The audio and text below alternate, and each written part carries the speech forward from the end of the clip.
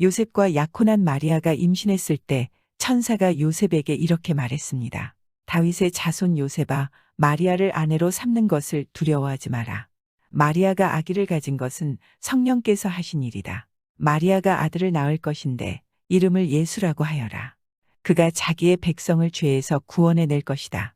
요셉은 주의 천사가 명령한 대로 마리아와 결혼하였습니다. 그러나 마리아가 아들을 낳을 때까지 요셉은 잠자리를 같이 하지 않았습니다.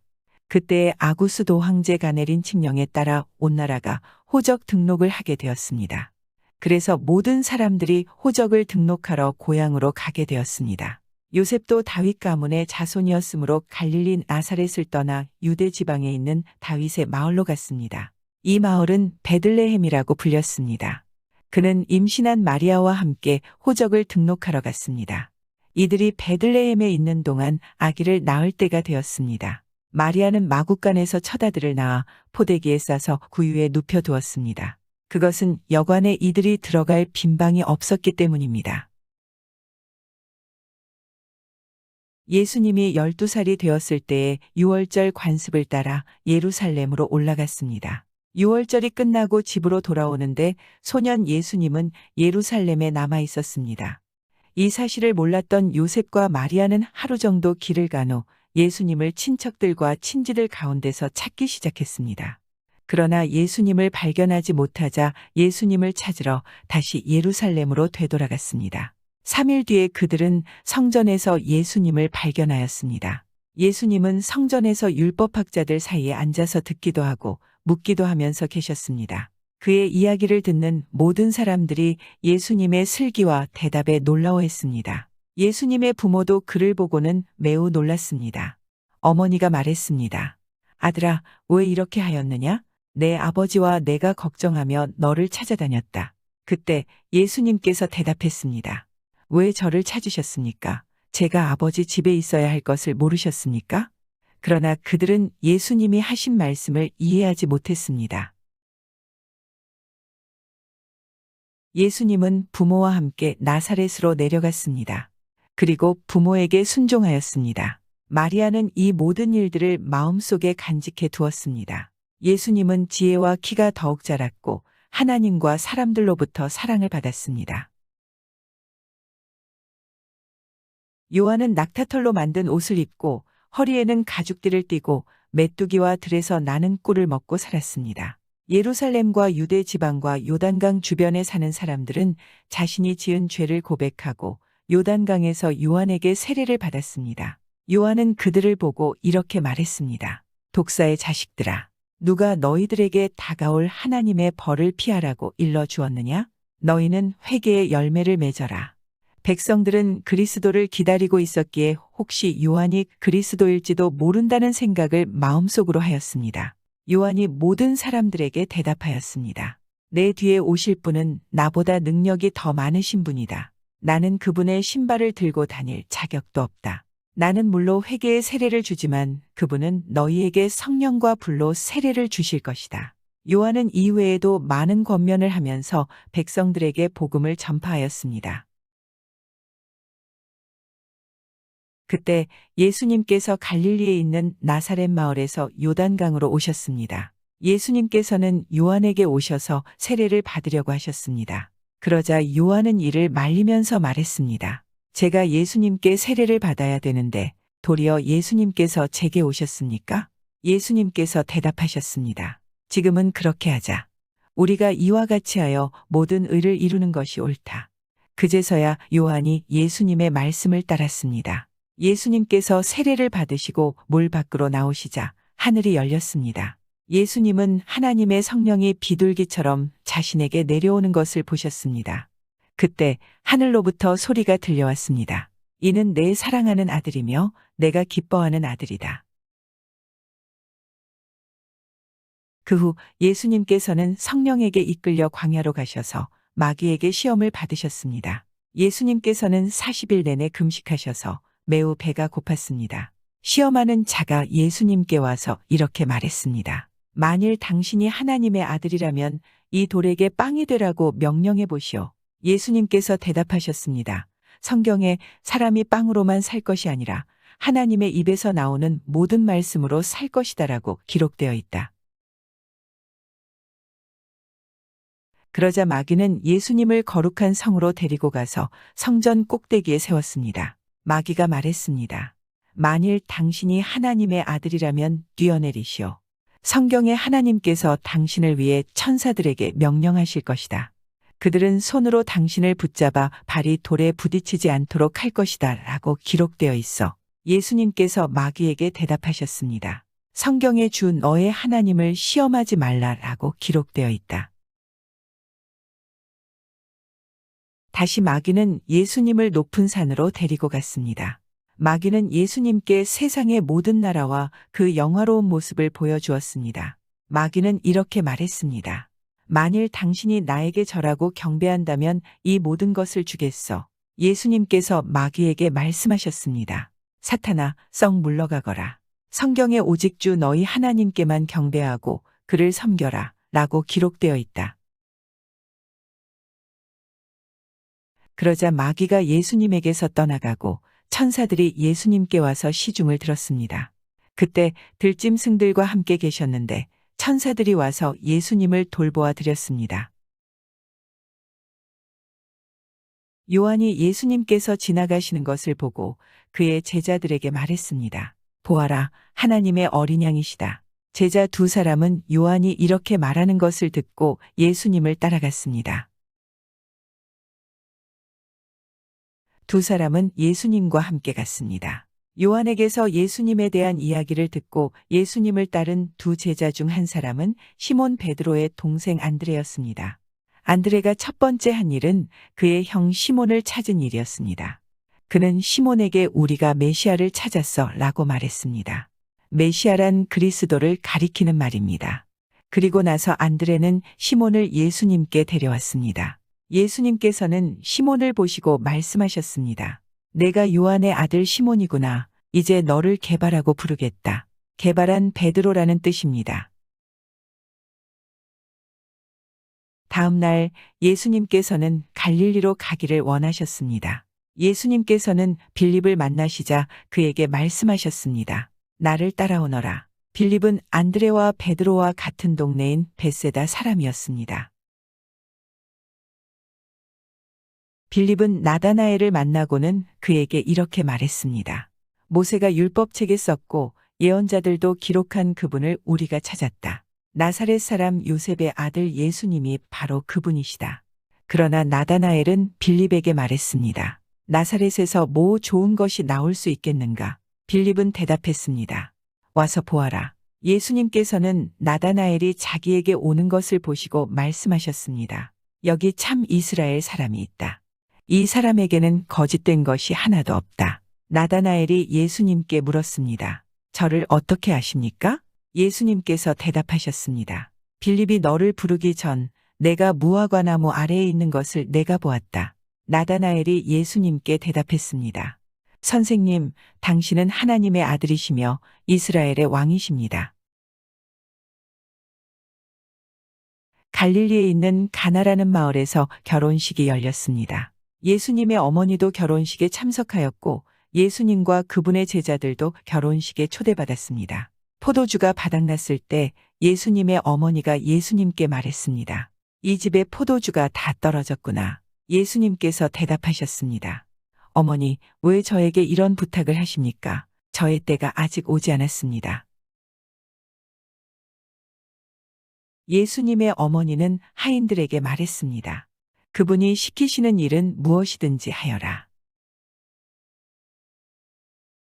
그 집에는 돌로 만든 물 항아리가 6개 있었습니다. 이 항아리는 유대인들이 정결 예식에 사용하는 항아리들이었습니다. 그것은 각각 물 2~3동이를 담을 수 있는 항아리였습니다.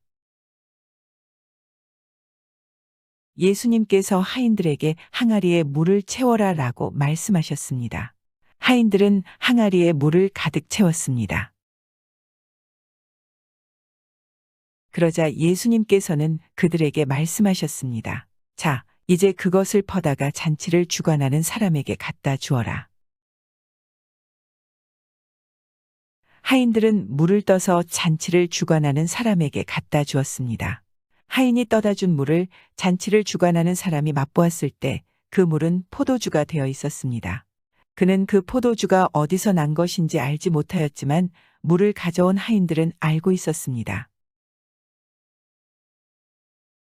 잔치를 주관하는 사람은 신랑을 불러서 그에게 말하였습니다. 사람들은 항상 처음에 좋은 포도주를 내놓고 손님들이 취한 다음에는 값싼 포도주를 내놓는 법인데 당신은 지금까지 가장 좋은 포도주를 보관하고 계셨군요. 예수님께서는 이 첫 번째 표적을 갈릴리 가나에서 행하셨으며 거기서 그의 영광을 보여주셨습니다. 그러자 그의 제자들이 그를 믿게 되었습니다. 이 일이 있은 후 예수님께서는 그의 어머니와 형제들과 제자들과 함께 가버나움이라는 마을로 가서 며칠 동안 머무르셨습니다. 유대의 명절인 유월절이 가까워 오자 예수님께서는 예루살렘으로 올라가셨습니다. 예수님께서는 성전뜰 안에서 소와 양과 비둘기를 팔고 있는 사람들과 또 상에 앉아서 돈을 바꿔주는 사람들을 보셨습니다. 예수님께서는 끈으로 채찍을 만들어 양과 소를 비롯하여 모든 짐승을 성전뜰에서 쫓아내셨습니다. 예수님께서는 돈 바꾸는 사람들의 상을 뒤엎으시고 그 사람들의 돈을 흩트리셨습니다. 그리고 비둘기를 파는 사람들에게 명령하셨습니다. 이것들을 여기서 치워라. 내 아버지의 집을 시장터로 만들지 마라. 이때 제자들은 성경에 주님의 집에 대한 나의 열심이 불처럼 나를 삼켜버렸다라고 기록된 것을 생각하였습니다. 유대인들이 예수님께 물었습니다. 당신은 당신에게 이런 일들을 행할 권리가 있다는 것을 증명할 무슨 표적을 행할 수 있습니까? 예수님께서 대답하셨습니다. 이 성전을 허물어라. 그러면 내가 3일 만에 이것을 다시 세우겠다. 그러자 유대인들이 반문했습니다. 이 성전을 건축하는데 46년이 걸렸는데 당신이 3일 만에 다시 세우겠다는 겁니까? 그러나 예수님께서 말씀하신 성전은 그분 자신의 몸을 가리키는 것이었습니다. 예수님께서 죽은 자들 가운데서 부활하신 후에 그분의 제자들은 예수님께서 이렇게 말씀하신 것을 기억하였고 그들은 성경과 예수님께서 하신 말씀을 믿었습니다. 어느 날 밤 바리새인들 중에 유대 공의회 의원 중 한 사람인 니고데모에게 예수님께서 말씀하셨습니다. 내가 너에게 진리를 말한다. 누구든지 다시 태어나지 않으면 하나님의 나라를 볼 수 없다. 니고데모가 예수님께 물었습니다. 사람이 이미 나이가 많아 어른이 되었는데 어떻게 다시 태어날 수 있겠습니까? 어머니의 태 안에 다시 들어가 2번씩이나 태어날 수 있겠습니까? 예수님께서는 이렇게 대답하셨습니다. 내가 너에게 진리를 말한다. 누구든지 물과 성령으로 태어나지 않는다면 그 사람은 하나님 나라에 들어갈 수 없다. 사람이 육체적으로는 그의 부모로부터 태어나지만 영적으로는 성령으로부터 태어난다. 니고데모는 이런 일이 어떻게 가능할 수 있습니까? 라고 물었습니다. 예수님께서 대답하셨습니다. 하나님께서는 세상을 사랑하여 독생자를 주셨다. 이는 누구든지 그의 아들을 믿는 사람은 멸망하지 않고 영생을 얻게 하려 하심이다. 이 일이 있은 후 예수님과 그의 제자들은 유대 지방으로 갔습니다. 예수님께서는 거기서 그의 제자들과 함께 머무르시면서 사람들에게 세례를 주셨습니다. 세례자 요한도 살렘 근처에 있는 에논에서 세례를 주었습니다.